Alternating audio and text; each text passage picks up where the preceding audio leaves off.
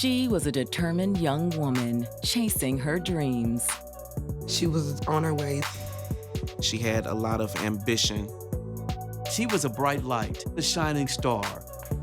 One that burned out far too soon. Hey, I need some help over here. The phone call came in. You need to get to the hospital. They said that my daughter has been shot. That was a shock. I couldn't believe that this was real. The search for a suspect leads detectives to the streets. He had just gotten out of jail. He came from a rougher part of town. They were opposites that attracted. She didn't recognize the signs. Jealous, angry rage. But will he pay for what he did? How you could refuse to bring justice. It was a roller coaster, up and down. I feel like the system failed. He knew what he was doing. It just wasn't right.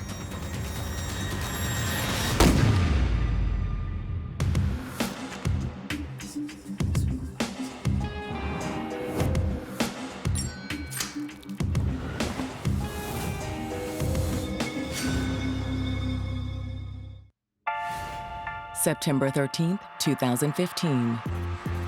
It's Sunday night in Phoenix City, Alabama, a gritty town of 40,000 just across the Chattahoochee River from Columbus, Georgia. Columbus is relatively prosperous. It's got a beautiful downtown on the river with coffee shops and art galleries. And Phoenix City, it is known as one of the toughest towns in the Southeast. Every time you turn around on the news, you were hearing something about something happening in Phoenix City. So it's not out of the ordinary when Phoenix City police receive a flurry of midnight calls from a rundown stretch of houses on 16th Street. Neighbors reported hearing shots, but they didn't know where the shots were coming from. Police respond to the area, but find all is quiet. They did a sweep and it was weird because there was no body, there was no casings or shells. Just boarded up houses and overgrown lots. They can't find a scene, so they're baffled. Who fired those shots, and did they hit anybody? A partial answer comes just a few minutes later. Phoenix City Police Department received a call from the Columbus Police Department. We've got a victim at the hospital. Somebody drove a gunshot victim to the hospital in Columbus and took that person to the emergency room. Hey, I need some help over here. Tell me what happened. She's been shot. Her name was Mariah Farrow. 19-year-old Mariah Farrow was the kind of young woman who lit up a room. My best friend was everything.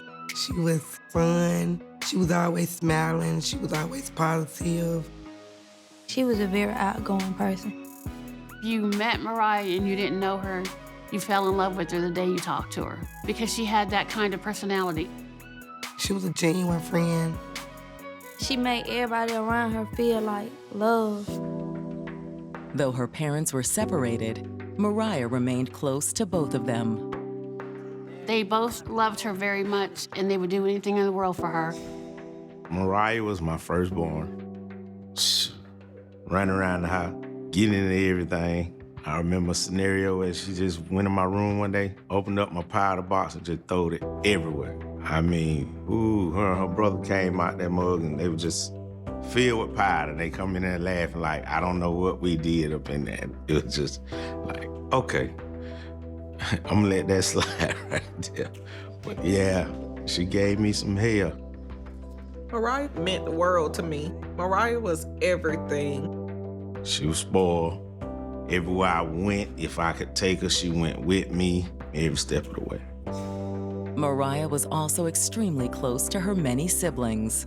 They looked up to her. They were like best friends. They were just so funny. Her and her little sister were two peas in a pod.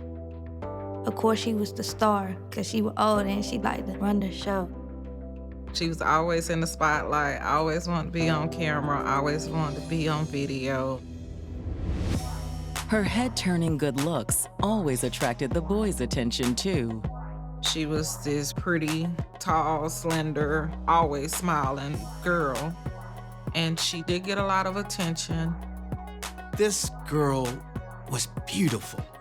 Although throughout high school, Mariah only had eyes for one young man, Clarence Weston. They went everywhere together. They went to their senior prom together. As inseparable as they seemed, Mariah and Clarence eventually drifted apart. They broke up shortly after graduation. They were together for a very long time, and I don't know what happened. Whatever caused the breakup, Mariah never looked back. She had a lot of ambition. She was a very smart girl. She loved to work. Her first main priority was to get her education. She wanted to be a lawyer. That was the plan. And I initially told Mariah to stay at home for a year for college. And then after that year, if she was still serious, I would transfer her to UGA. She had just arrived at Columbus State University. She was planning on majoring in criminal justice. She wanted to be a prosecutor. She wanted to make her community better. She had a mouthpiece on her. She can talk her way out a lot of stuff. So I kind of think she had that mentality to go into that field. Even while she focused on her studies, Mariah remained in the spotlight. She was modeling on the side. She loved fashion. She was into eyelashes. She was into the wigs, the makeup, everything like that. As far as clothing, she knew how to dress and everything. She was very multi-talented. But most of all, the college freshman was enjoying her first taste of adulthood. Her group of friends, they took trips down south to Panama City Beach. She loved to travel and see new things. She really did bring a good time everywhere she went. She was out doing what she wanted to do, living her life. She was going to school, making new friends in college, just having a whole new world to explore, and knowing that she can do anything she wants. But now, Mariah has been rushed to a Columbus hospital, her life hanging in the balance. She had been shot several times. She had bullet wounds inside her throat and right here toward her heart. The surgeons were ferociously working on her to try to see if they could save her life. While surgeons rush her into surgery, detectives will need to begin their hunt for the shooter, unless he's already in their midst. She was taken to the hospital by an unknown individual. I'm still confused about the events that happened that night, leading up to her getting shot. You just can't believe it. How can this happen? I'm like, I don't even know who this is.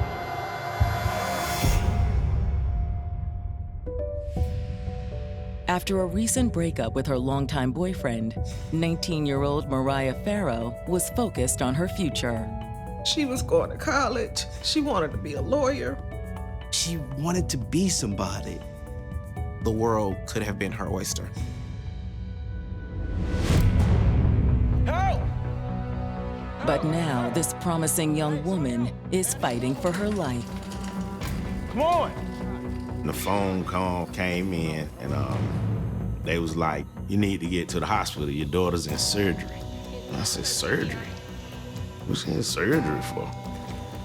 Someone had wrote me on Facebook. He was like, call me ASAP. So I called him. And when I called him, he was like, your friend Mariah, she just got shot. I dropped the phone immediately and I ran out of the door. I was not thinking. I left my 12-year-old daughter at home. I just left. I just walked out the door like I didn't bring her with me. I just took off. I was running through lights. I ain't care. Police got behind me or nothing. When it came to her, I'm on it. While family and friends are racing to the hospital, Phoenix City detectives arrive and find the young man who'd brought Mariah to the emergency room.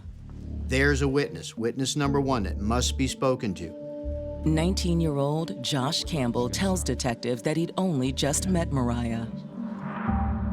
Apparently, he and Mariah had been talking, so Mariah picked him up that day to hang together. You were with her when she got shot? Yeah, I was. The investigators ask him to walk them through what happened. Take him back to before the shooting started. Josh says that a little before midnight, he and Mariah had driven over to Phoenix City. Apparently there was some type of bootlegger house over there, and they went to that house to get something to drink. Mariah was sitting in the car. She never got out. According to Josh, a young man approached him as he walked up to the house. He was just like, "Is that Mariah's car or whatever?" So I guess the boy answered and was like, "Yeah, that's her car." And that's when it happened.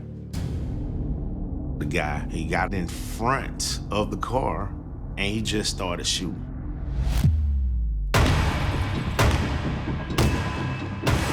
He shot up the car, basically. He just emptied the gun and drove off. And what did you do? I tried to help Mariah. Mariah! He said he got back in the car to take her to the hospital. He said that he was trying to hold pressure on her wounds, and he immediately drove her to the medical center. Mariah, stay with me. Come on. But she was limp when he took her out to take her to the hospital.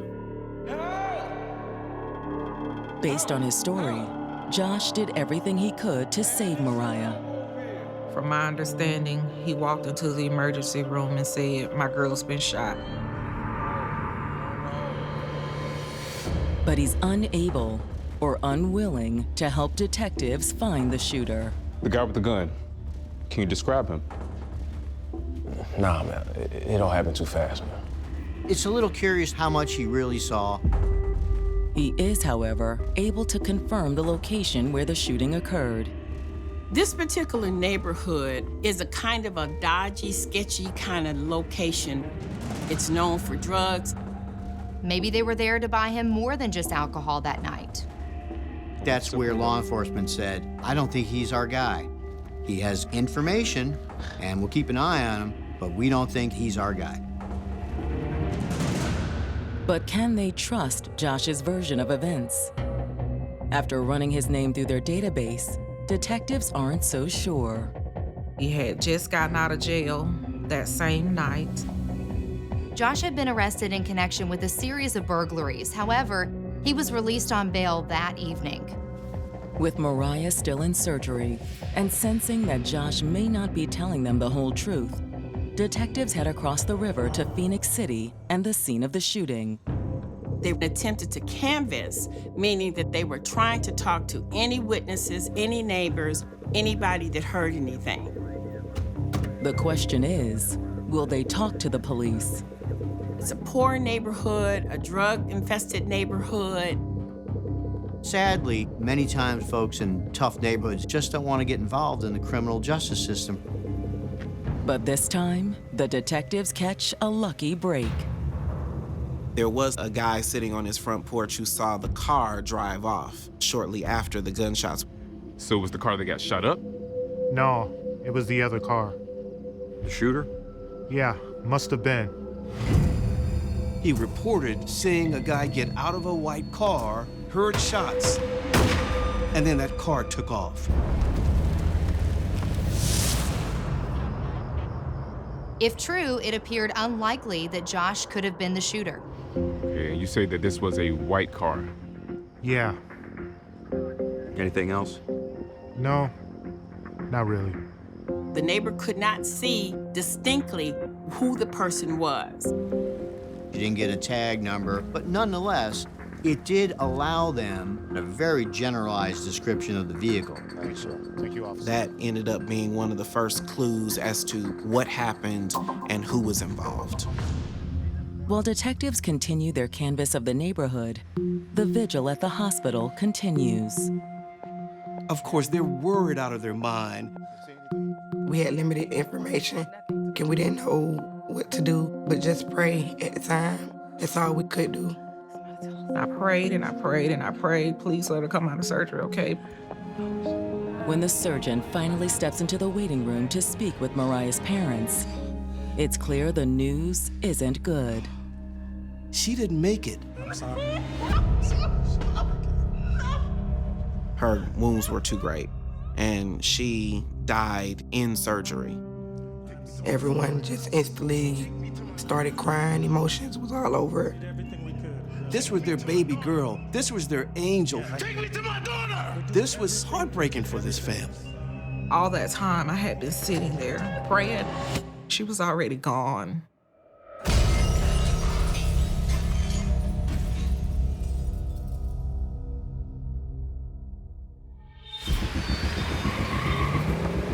Although a friend had rushed Mariah Farrow to the hospital after a mysterious gunman shot her multiple times, the 19-year-old's family has just been informed that she has died in surgery.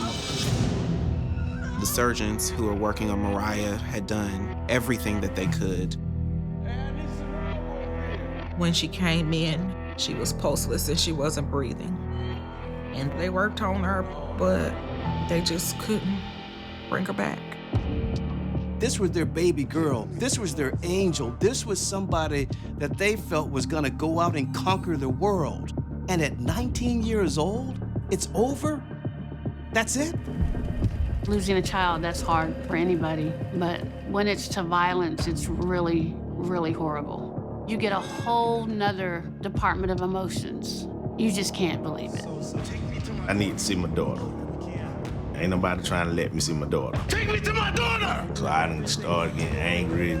I ain't getting the answers that I wanted. I got to a point where I just lost it. I lost it. So they finally told me, all right, we'll let you see your daughter. Okay, come on. I'll bring you to her. I'll bring her to her. When news of Mariah's passing reaches detectives, they head directly to the hospital to speak with her family. Their immediate reaction was to ask the family, of course, any guidance, any clues that you could give us. Their family was devastated, but they have to put that shock aside to try to assist the police with as much information as they can. Not that the family has much information to give.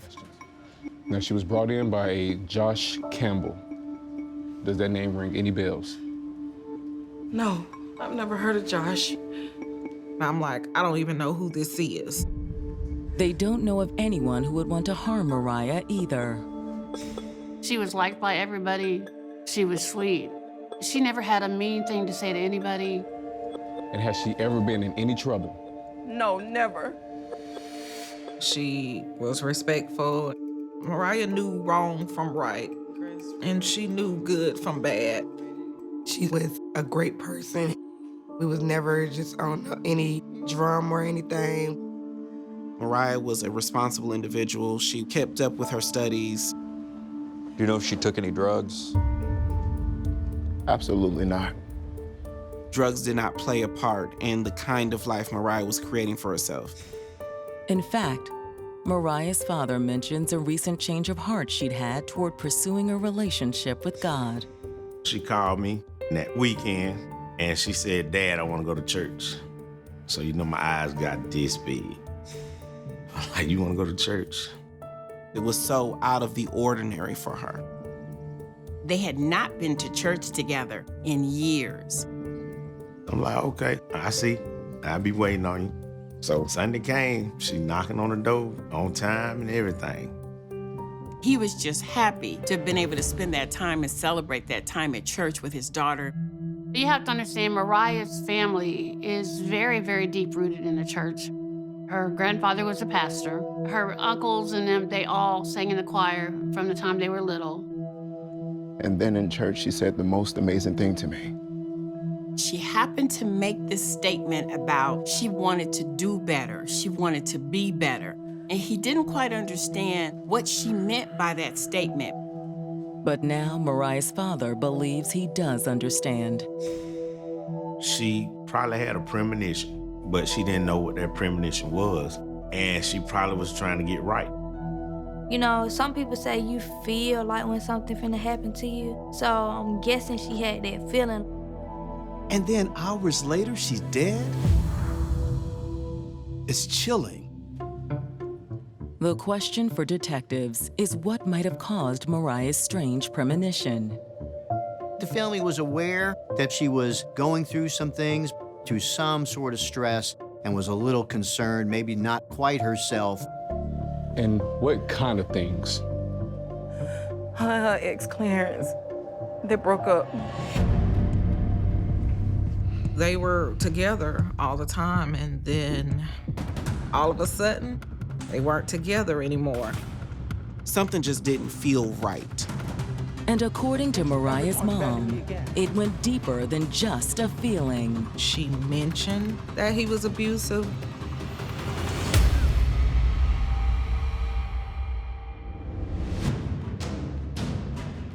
Mariah Farrow's mother has revealed that her daughter may have suffered abuse at the hands of her ex-boyfriend, Clarence Weston. Mariah mentioned to me previously that the reason why she broke up with one of her exes, she says, was because of domestic violence. Was it possible that Clarence had taken revenge on Mariah? That's why when this happened, I thought it was him. Detectives waste no time, and early the following morning, they bring Clarence in for questioning. I suppose you heard Mariah Farrow was killed last night. Everybody's talking about it, but it doesn't seem real. One of the things that law enforcement is trained to do is get that response from the potential suspect. He really did seem genuinely upset. But when the detectives probe deeper, he becomes evasive. We were told you two broke up recently. Is that true? We did. Why was that? I don't know, man. We were just going in different directions. He claimed that the breakup had been a mutual decision. Well, we heard that you've been abusive. Who told you that? He really did seem to get defensive. I never laid a hand on her. Okay. Where were you last night? I was home. Clarence says that he stayed home and watched television. Did anybody back that up? No. I haven't spoken to Mariah in weeks. Are y'all charging me with anything? No. You're free to go. Detectives are unconvinced of Clarence's story, but can they prove that he's Mariah's killer? Without a confirmed alibi, Clarence was still suspect. It's definitely possible that the alleged abuse from Clarence escalated to killing, but they needed more information. However, soon after their interview, another witness comes forward with information that will send the case in a whole new direction. Her name is Sheila Bishop. So, you said you had some information for us? She told police that Mariah had been acting strange recently. It all started when she met this guy, Demetrius. 18-year-old Demetrius Dorsey was from Phoenix City. One of the girls that is Mariah's best friend, the guy that's her child's father, he was from Phoenix City, and they all kind of were hanging out or over there, and that's probably how they connected. So what's a girl like you doing in Phoenix City? What kind of a girl do you think I am? The kind that doesn't belong here. Growing up, he never had much of nothing, and him meeting Mariah was like gold because he had never been with anybody as beautiful as Mariah. And Mariah had never been with anyone like Demetrius. He wasn't in school. He didn't seem to be ambitious in the way that Mariah was. He carries himself through life a little differently. They were more like opposites that attracted. She was feeling all edgy and rebellious, but I could tell he was trouble. Sheila didn't care for Demetrius, his spirit and his energy. He came from a rougher part of town. They were on two divergent paths, and he was not good for Mariah. Sheila says that Mariah had soon come to the same realization. She started seeing his true colors. He had become jealous. He seemed to try to isolate her from her friends, try to dominate her thoughts, and keep her in his circle where he could control her. Where have you been? I was out. Where have you been? I was out. Demetrius, Without let me go. without telling me? Jeez. Apparently, he had grabbed her by her arm. She had bruising on her arms. Her friends knew about it. I didn't. Why are you acting like a jerk? Don't talk back to me. An argument got so heated that Demetrius struck her. It was jarring, to say the least. Sheila says it was also a wake-up call for Mariah. She made the decision to end the relationship. So she texts him the next day and says, "We're done. It's over." The relationship had lasted less than 2 months, but Demetrius refused to let it go. A lot of these young men, they don't want to hear the word no. Demetrius started with pleas to have her back. According to Sheila, when the pleas didn't work, Demetrius had tried a different approach. He became threatening. What kind of threats? He was saying he was gonna beat her up. Stuff like that. Sheila says Mariah had shrugged the whole thing off. After the breakup, she didn't take much of anything he said seriously. But now that Mariah's dead, detectives suspect Demetrius's words were more than idle threats. I'll walk you out, Sheila. If somebody tell you they hate you, believe it. If somebody say they gonna do something to you, believe it. A quick background check on Demetrius only adds to their suspicion. Where did Demetrius live? Very close to where the homicide took place. Same part of the city, same neighborhood. That is sending red flags up for the investigators. After reviewing Demetrius's record, detectives head to his home in Phoenix City. Demetrius isn't there. So police talk to the family members. They're not really dishing out a lot of information. They haven't seen him in a few days. They don't know where he's at. They haven't heard from him. Detectives suspect Demetrius may be on the run. They put out an APB, that's an all-points bulletin, looking for Demetrius. And when the detectives pulled his DMV records for the APB, they made another suspicious discovery. There it is.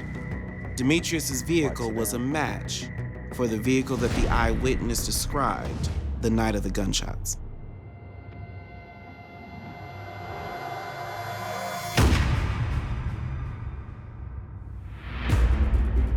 Detectives investigating Mariah Farrow's murder have just learned that her ex, Demetrius Dorsey, owned a vehicle matching the one a witness saw fleeing the crime scene. Phoenix City is small, and the odds of that car matching both the description of a car leaving the scene of the shooting and owned by Demetrius, it's a pretty good lead. But can they bring him in for questioning? Demetrius hasn't been home or seen at his home recently. While the search for Demetrius continues, the detectives subpoena his cell phone records, hoping to get a lead on his whereabouts. The subpoena also gave them access to his text messages. It is a litany of disturbing text messages between Mariah and Demetrius. And they were stunned by how violent his text messages were. He was sending her text messages, telling her that he was going to kill her. And one of those messages he said, "On my life, I will kill you." Mariah responded, "Are you threatening me?" LOL, as if she did not take it seriously. Based on when Demetrius sent that text, detectives doubt he was joking. 20 minutes after that text, she was dead. A warrant to search Demetrius's social media accounts reveals even more damning evidence. Less than 2 weeks before Mariah's murder, Demetrius posts this cryptic message. Demetrius said that he either wanted to kill Mariah or beat her. And he asked, was anyone riding for her? Meaning, is anybody on Mariah's team in whatever dispute he believed that they had?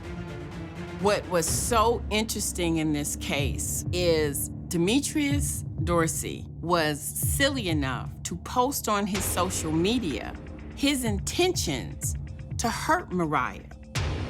After 37 years of practicing law, I'm continuously amazed how people self-incriminate themselves through the use of social media. As incriminating as the threats may be, they aren't enough for an arrest. Is that direct evidence of a homicide? It is not. However, another post on his account does give detectives a possible lead on his whereabouts. They discover a friend who is very close to Demetrius Dorsey, and this friend, Tyrone, had posted that he was actually with Demetrius when Mariah was killed. Hauled in for questioning, detectives cut right to the chase. Look, we checked your social media posts, and we know that you were there. All right. Tyrone starts to figure out that he might be charged as some kind of co-defendant, perhaps in a cover-up or obstruction of justice. With that, he begins to cooperate.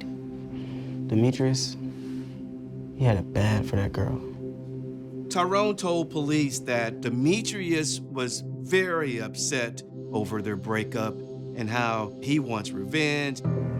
Tyrone basically shared with them how violent that Demetrius had become. He was ranting, he was raving, he was off the meter. And Tyrone said that. Bro, just chill. Nah, shut up. Shut up. Chill. She gonna get what's coming to her, man. However, according to Tyrone, what really drove Demetrius into a rage was the news that Mariah had been talking to Josh. Somehow, according to Tyrone, Demetrius found out that Josh and Mariah were planning to meet that night. This took Demetrius over the edge. He went ballistic.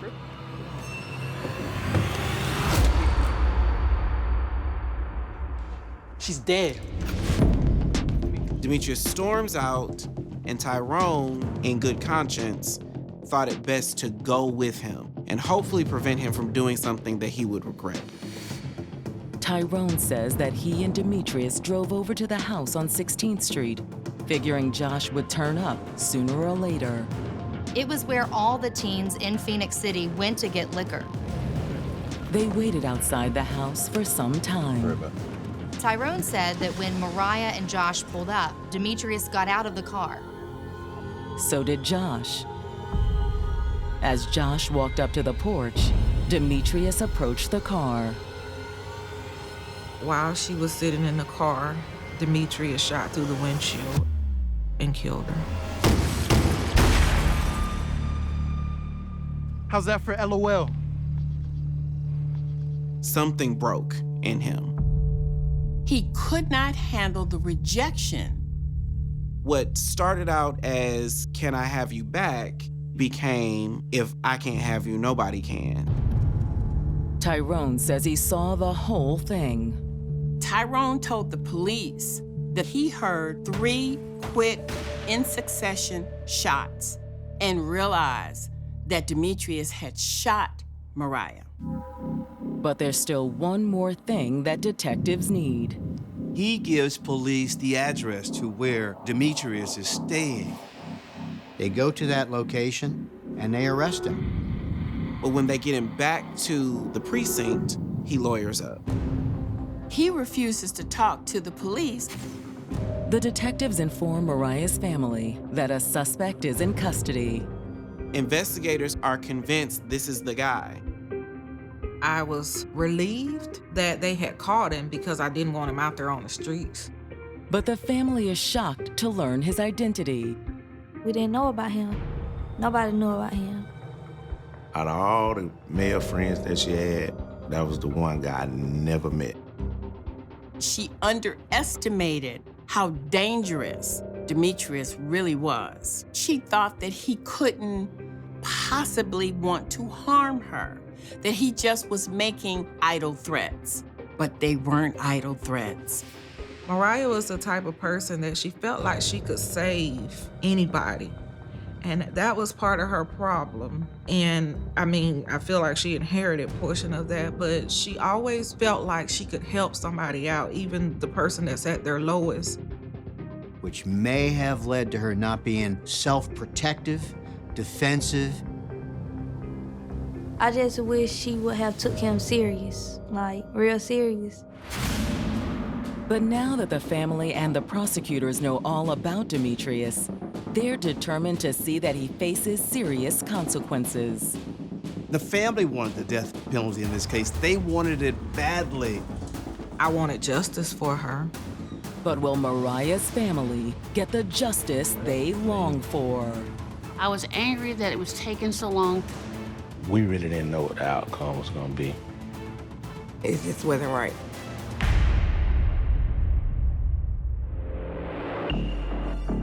One year after allegedly gunning down his ex-girlfriend, Mariah Farrow, Demetrius Dorsey sits in jail awaiting trial.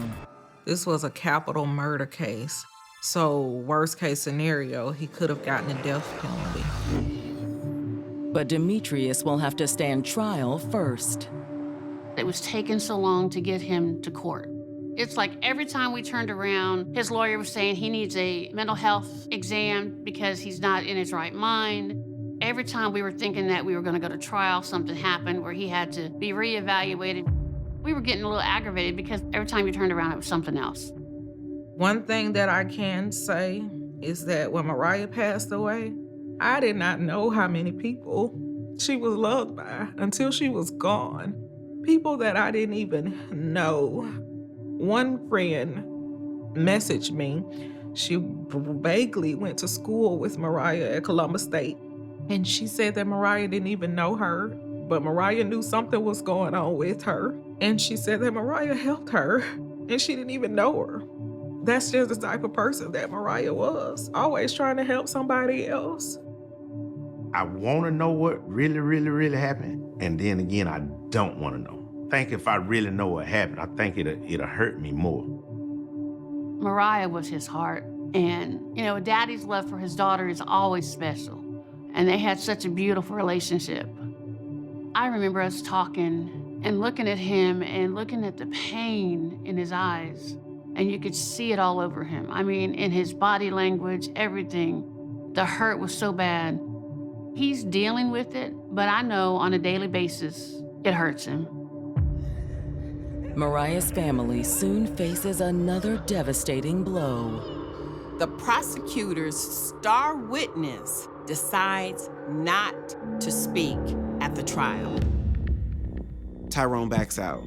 He no longer will testify to what he experienced that night that Mariah was shot. Tyrone knew that Demetrius was violent. He had already just committed a homicide right in front of him. He was scared of Demetrius, or maybe Demetrius's friends, that somebody would wreak revenge. On the street, it's called snitches get stitches. And imagine being a witness in a murder case, a death penalty case. The prosecution says, oh, don't worry, we'll protect you. We'll put an officer in front of your house during the trial, or we'll bring you back and forth. And you say, well, what happens when you leave after the trial and some car drives by at 3 o'clock in the morning with an AK-47 and shoots up my family's house? We'd love to think that a man in prison can't reach out and harm people. They can. That's why he copped out the last minute. With Tyrone recanting his statement and no physical evidence tying him or Demetrius to the crime, the prosecution isn't certain they have enough to secure a conviction at trial. When Tyrone chose not to testify, their case was rail thin. No one saw him there, no one put the gun in his hand, no one put him on the scene except Tyrone. He was the only eyewitness. So without him, of course, the DA had to make some concessions. There were negotiations back and forth, and finally, on the eve of all of this, Demetrius decided to take a plea deal. A plea deal that would require him to plead guilty to life in prison with the possibility of parole. Demetrius was all ready and willing to accept the plea deal. Then he wasn't. Then he was. It was back and forth, taking the family through this roller coaster ride as if they didn't need more stress on their lives. The district attorney came to us. They asked us what our thoughts were. But at the end of the day, they said it was ultimately their decision anyway, so why even ask? The fact that he was offered the possibility of parole, I felt like I got a life sentence. with him. And the reason that I say that is because I can never heal. This young man not only received a life sentence with the possibility of parole, but he's eligible for parole in 2030. The possibility that Demetrius could be back on the street before he turns 30 is a slap in the face for Mariah's family, a feeling Mariah's mother makes known to the court at his sentencing hearing. I printed the pictures of her laying there on the table, intubated, and I made a big old copy of it. And I showed it to him, and I told him, look at what you did. I told him, I hope you rot in hell. Honestly to God, I still mean I hope he rots in hell, because he can still eat, he can still breathe, he can still see his family, he can still talk to his family, but I can never see my daughter again. Why should we even be discussing the eligibility for him?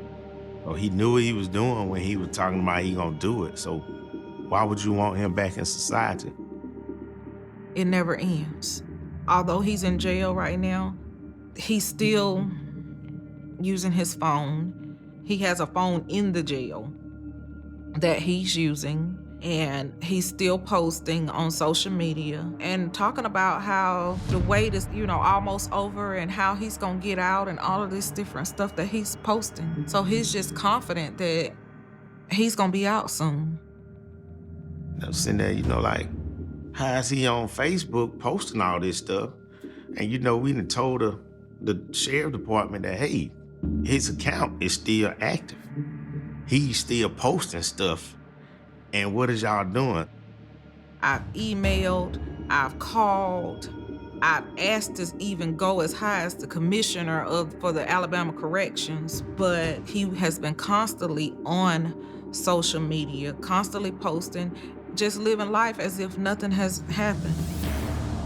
While Demetrius sits in prison, Mariah's family is making sure her death wasn't in vain by helping raise awareness against teen domestic violence. It's gonna take organizations. It's gonna take a lot of involvement from parents, other teens, people that been through it, people that's going through it. Because without them, their stories can't be heard. So we're focusing on trying to start making group meetings where we can, talk to kids, go to schools. Even though this was a tragedy, something good is coming out of this. All Things Mariah is a foundation that I am going to start on, and I want to be an outreach to others.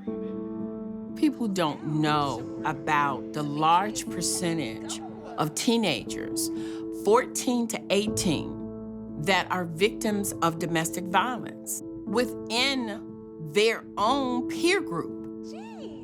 We have to educate, especially young people, about the dangers of these relationships, where to turn, who to turn to be able to get out of this.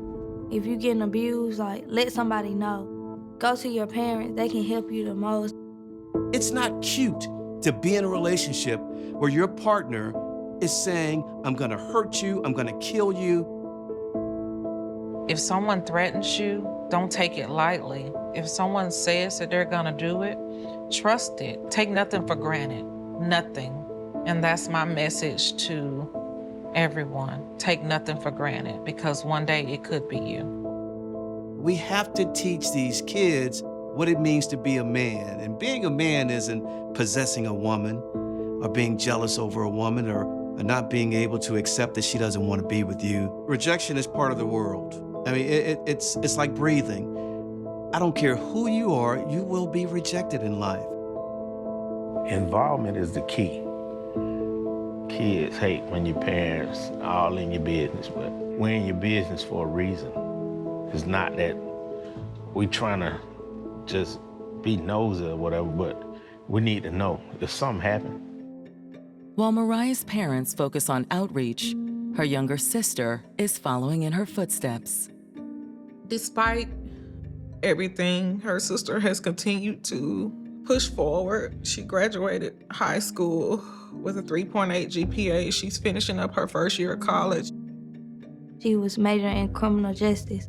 So I was like, maybe I'll take up criminal justice to finish off to see like how it would be. And basically I just want to figure out like how the system works and like try to help other women or other men that deal with domestic violence. She's making her sister proud by doing the things that she's doing. Most of all, friends and family are vigilant to do everything they can to keep Mariah's memory alive. When it's time for her birthday, you know, we have parties for her. We go out to the cemetery and we do the balloons, we do the flowers. We try to make it a fun day instead of making it a sad day. But the sadness is always there under the surface. It's been so hurtful. And even though this year will be 7 years, I'm still trying to heal. She was like very important to us, very. We would do anything to have her back. She was everything. She was full of life. I miss hearing her tell me she loved me. If she was here, that'd be probably all I say all day. Mariah means a lot to a whole lot of people. Mariah was a sister. Mariah was a granddaughter. Mariah was a lot to a lot of people. And she's forever going to be remembered that way. And she's forever going to be missed.